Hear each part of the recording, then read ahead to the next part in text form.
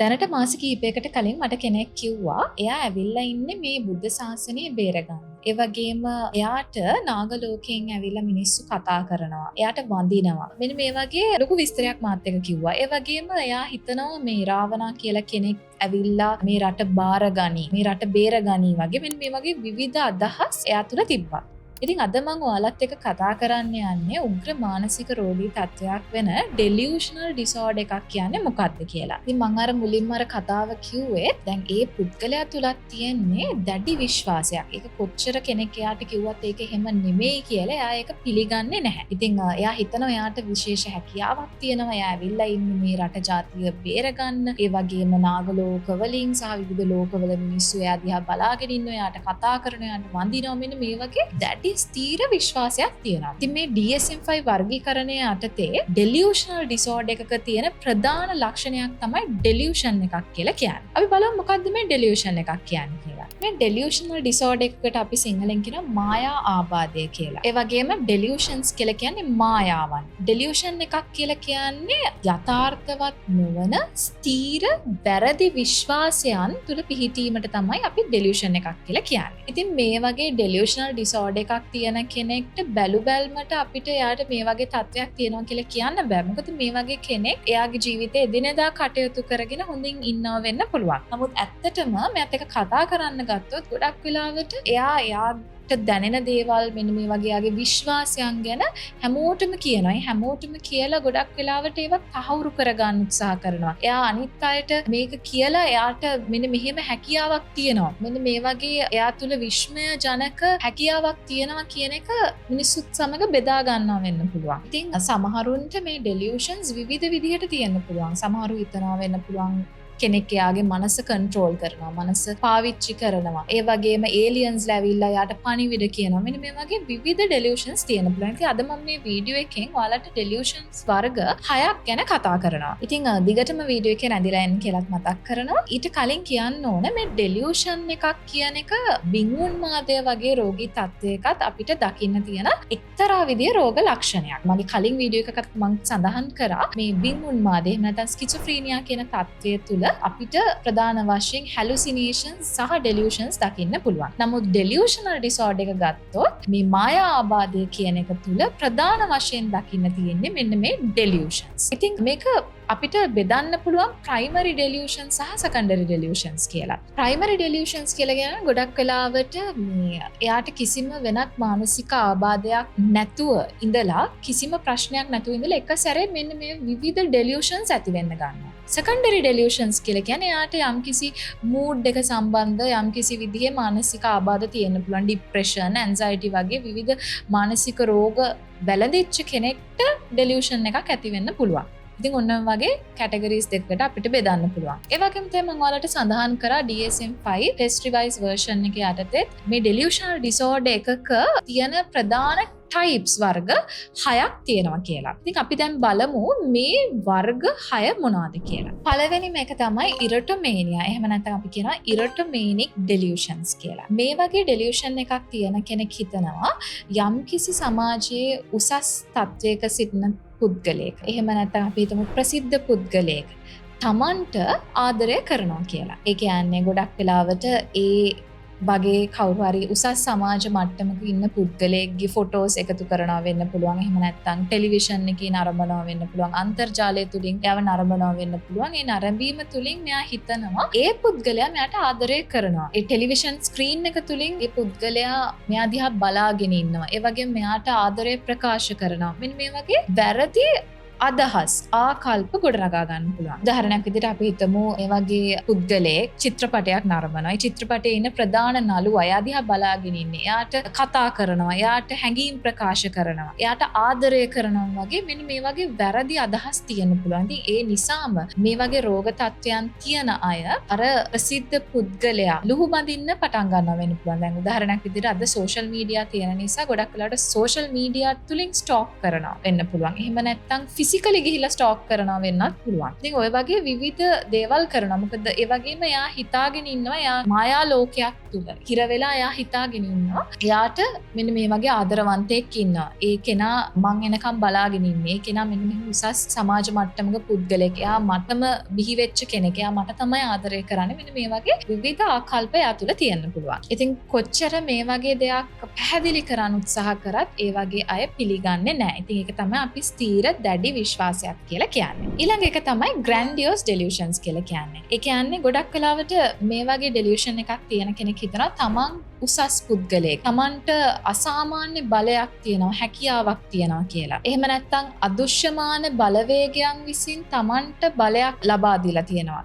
ඒ බලයෙන් මිනිසුන්ව සුව කරන්න පුළුවන්. අනිත් මිනිසුන්ට පිහිට වෙන්න පුළුවන්. අන්න ඒ වගේ ආකල්ප තියෙන්න පුළුවන්. එහෙම නැත්නම් තමන් ඇවිල්ලා ඉන්නේ මේ බුද්ධ ශාසනය බේර ගන්න. ඒ වගේම මේ රට ජාතිය බේර ගන්න. ඔන්න ඔය වගේ විවිධ අදහස් එයා තුළ තියෙන්න පුළුවන්. ඒ වගේම සමහරු හිතනවා තමන්ට අදුෂ්‍යමාන හැකියාවක් තියෙනවා. අදුෂ්‍යමාන බලයක් විසින් එයාට බලයක් ලබා දීලා තියෙනවා. මේ බලය තුලින් එයාට මේ අඳුරු ආත්මයන් සිරගත කරන්න පුළුවන්. බෝතල් වලට දාන්න පුළුවන්. මේ වගේ විවිධ අදහස් තියෙන්න පුළුවන්. ගොඩක් වෙලාවට මේ grandiose delusion එකක් තියන කෙනෙක් යම් කිසි විදිහේ ආගමික පැත්තකට බර වෙලා තියෙනවා නම් ගොඩක් වෙලාවට ආගමික ආකල්ප අදහස් නිසා යාට විවිධ ආගමික delusions ඇති වෙන්න පුළුවන්. කියන religious delusions. එතකොට ඒ religious delusions ඇතිවීමටත් ගොඩක් වෙලාවට බලපානවා. එයා ඉගෙනගත් දේවල්, එයා ඇහිච්ච දේවල්, එයා දන්න දේවල් තුලින් එයා හිතනවා සමහරවිට මම enlighten වෙලා ඉන්නේ.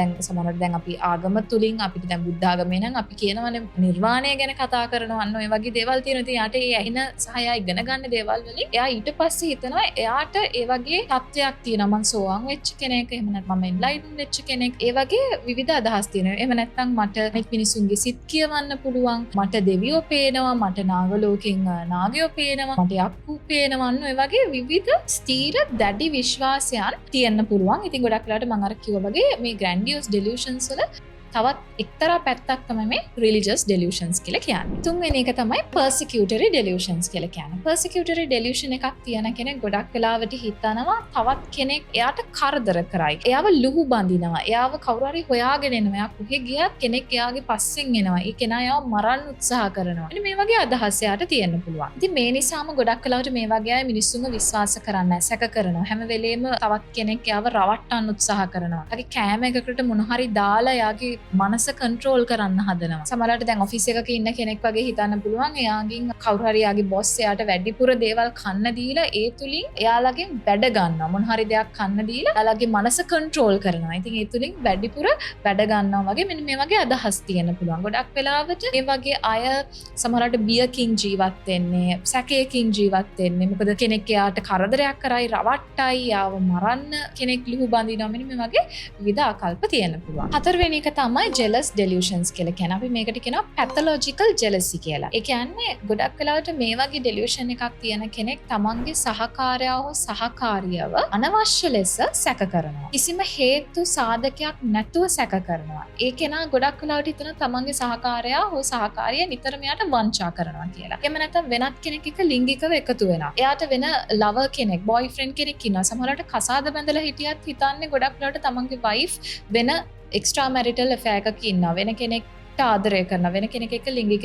එකතු වෙනවා වගේ මේ වගේ අදහස් තියෙන පුළුවන්. ඉතින් ගොඩක් වෙලාවට ඒ නිසාම මේ වගේ රෝගී තත්ත්වයක් තියෙන පුද්ගලෙක් නිතරම සැකෙන් තමයි තමන්ගේ පාර්ට්නර් දිහා බලන්නේ. ඉතින් මෙහෙම දෙයක් වෙන්න ගොඩක් වෙලාවට කිසිම එවිඩන්ස් එකක් අවශ්‍ය වෙන්නේ නැහැ. ඒ කියන්නේ මේ තමන්ගේ වයිෆ් වෙන කෙනෙක් එක්ක කතා කරනවා හරි උත්තට අහු වෙලා එහෙම දෙයක් හින්ද නෙමෙයි. ඉතින් මෙන්න මේ jealous delusion එකේ මේ රෝගී තත්ත්වයේ ස්වභාවයක් විදිහට ගොඩක් වෙලාවට පාර්ට්නර්ව සැක කරන ලක්ෂණ අපිට දකින්න තියෙනවා. මේ නිසාම ගොඩක් වෙලාවට පාර්ට්නර්ට කොහෙටවත් යන්න දෙන්නේ නැහැ. එයාට කිසිම කෙනෙක්ගේ ෆොටෝ එකකට සමහරවිට ලයික් එකක් දාන්න දෙන්නේ නැහැ. සෝෂල් මීඩියා භාවිතා කරන්න දෙන්නේ නැහැ. කොහෙ ගියත් තරම සැකෙන් එයා දිහාට බලන්නේ. මෙන්න මේ වගේ තත්ත්වයන් දකින්න තියෙනවා. ඉතින් ගොඩක් වෙලාවට පෞල් ජීවිත අසාර්ථක වෙන්න, බිඳ වැටෙන්න මේ වගේ ලක්ෂණ හේතුවක් වෙන්න පුළුවන්. ඊළඟ එක තමයි somatic delusions කියලා කියන්නේ. මේ somatic delusions වල ඇති වෙන්නේ ගොඩක් වෙලාවට එයා හිතනවා එයාගේ ශරීරයේ යම්කිසි විදිහේ ඌනතාවයක්, ලෙඩක් තියෙනවා කියලා. ගොඩක් කලාට මේ වගේ අය විවිධ වෛද්‍යවරු හම්බෙනවා, විවිධ ටෙස්ට් කරනවා, ස්කෑන්ස් කරනවා, රිපෝට්ස් ගන්නවා. නමුත් මේ කිසිම රිපෝට් එකකට එයාලගේ කිසිම ලෙඩක් අහුවෙන්නේ නැහැ. නමුත් එයා මනසින් හිතනවා එයාට යම්කිසි විදිහේ දරුණු ගණේ රෝගයක් එයාගේ ශරීරේ තියෙනවා කියලා. සමහර විට කැස්සක් ආවත් එයා හිතනවා එයාට ලේ පිළිකාවක් තියෙනවා කියලා. මෙන්න මේ වගේ විවිධ වැරදි ආකල්ප නිසා නිතරම මේගොල්ලෝ ડોක්ටර්ස්ලා පස්සේ යනවා. ඒ වගේම මේගොල්ලෝ හිතනවා මේ ડોක්ටර්ස්ලාට අහු වෙන්නේ නැහැ මේ ලෙඩ රෝගේ. ડોක්ටර්ස්ලා මේ බොරු කරන්නේ යාට වසන් කරනවා. මෙන්න මේ වගේ විවිධ අදහස් තියෙන්න පුළුවන්. 6 වෙනි එක තමයි mixed and unspecified delusions කියලා කියන්නේ. mixed delusions වලදී අපිට ගොඩක් වෙලාවට දකින්න තියෙන මෙන්න මේ කියපු ලක්ෂණවල පොදු සම්මිශ්‍රණයක්. ඉතින් විවිධ ලක්ෂණ පුද්ගලයෙක් තුළ තියෙනකොට ඒක අපිට මික්ස් ඩෙලියුෂන් එකක් විදිහට හඳුන්වන්න පුළුවන්. ඒ වගේම මේ එක කාණ්ඩයකටවත් නිවැරදි ලෙස අපිට වර්ගීකරණය කරන්න බැරි ඒවා අපිට අන්ස්පෙසිෆයිඩ් ඩෙලියුෂන්ස් විදිහට හඳුන්වන්න පුළුවන්. දැන් අපි කතා කරමු මේ වගේ ඩෙලියුෂන් එකක් ඇති වෙන්න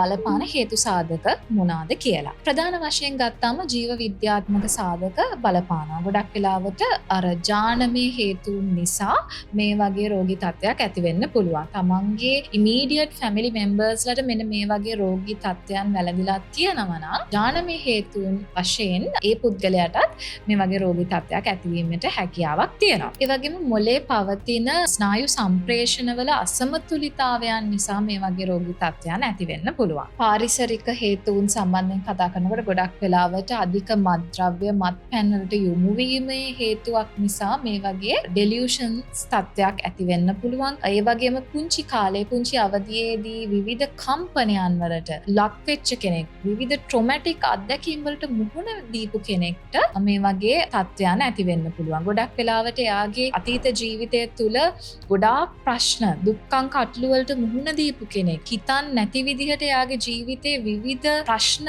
ගැටලු වලට මුහුණ දීපු කෙනෙක්ට, විවිධ ට්‍රොමැටික් අත්දැකීම් වලට මුහුණ දීපු කෙනෙක්ට මේ වගේ රෝගී තත්ත්වයන් ඇතිවීමේ හැකියාවක් තියෙනවා. ඉතින් ට්‍රීට්මන්ට්ස් ගැන කතා කරොත් මේ රෝගී තත්ත්වයට ප්‍රධාන වශයෙන් අපිට දකින්න තියෙන ට්‍රීට්මන්ට්ස් වර්ග දෙකක් තමයි. ඒ තමයි ඖෂධීය ප්‍රතිකාර සහ මනෝවිද්‍යාත්මක ප්‍රතිකාර. ඉතින් ඖෂධීය ප්‍රතිකාර වෛද්‍යවරයෙක් විසින් ලබා දෙනවා විවිධ බෙහෙත් වර්ග මේ වගේ තත්ත්වයන් පාලනය කිරීමට. ඒ වගේම මනෝවිද්‍යාත්මක ප්‍රතිකාර අපිට ගන්න පුළුවන් CBT cognitive behavioral therapies වැනි විවිධ මනෝවිද්‍යාත්මක ප්‍රතිකාර තුලින් මේ වගේ රෝග තත්ත්වයන් සුව කරගන්න පුළුවන්. ඉතින් විශේෂයෙන්ම මේ වගේ රෝග තත්ත්වයන් සුව කර ගැනීමටත් මේ වගේ ලක්ෂණ පහළ වෙන මුල් අවදියේම වෛද්‍යවරයෙක්, මනෝවිද්‍යාඥවරයෙක් හමු වුණොත් අනිවාර්යෙන් මනින් මේ වගේ තත්ත්වයන් සුව කර ගැනීමට හැකියාවක් තියෙනවා. එහෙම නැත්නම් මේ වගේ තත්ත්වයන් උග්‍ර වුණොත් මේ වගේ රෝග තත්ත්වයන් වලට කොච්චර බෙහෙත් කරත් සමහර විට ඒ වගේ දේවල්